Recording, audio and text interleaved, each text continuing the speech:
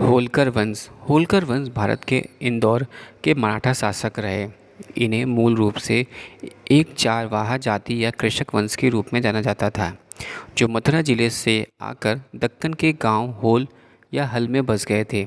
इसी गांव के निवासी होने के कारण इनका पारिवारिक नाम होलकर हो गया। इस राजवंश के संस्थापक मल्हार राव होलकर अपनी योग्यता के बलबूते पर किसान मूल से ऊपर उठे। मल्हार राव की मृत्यु के पश्चात उनकी पुत्रवधू अहिल्याबाई होलकर ने राजपाट अपने हाथों में लिया और बड़ी ही कुशलता के साथ इसका संचालन किया।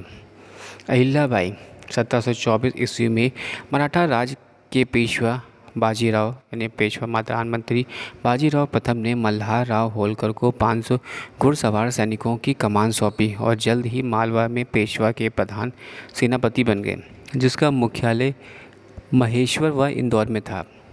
1766 ईस्वी में मृत्यु होने तक मल्हार मालवा के वास्तविक शासक थे।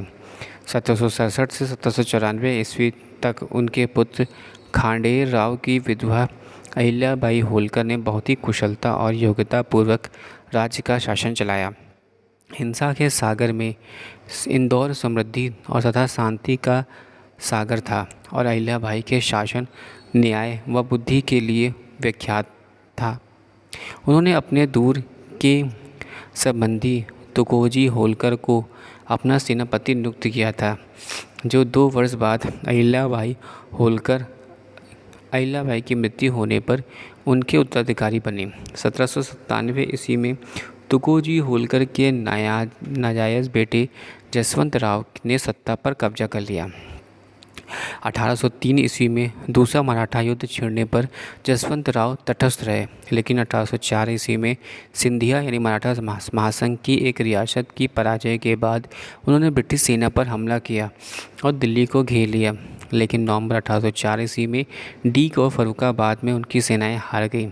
1 वर्ष बाद उन्होंने अंग्रेज़ों समझौता कर लिया। इसके बाद वह विचलित हो गए और 1811 ईस्वी में उनकी मृत्यु हो गई। विवादों और पदत्यागों से जूझते होलकर वंश का शासन 1947 ईस्वी में देश के आज़ाद होने और राज्य के अलग अलग अस्तित्व की समाप्ति तक चलता रहा।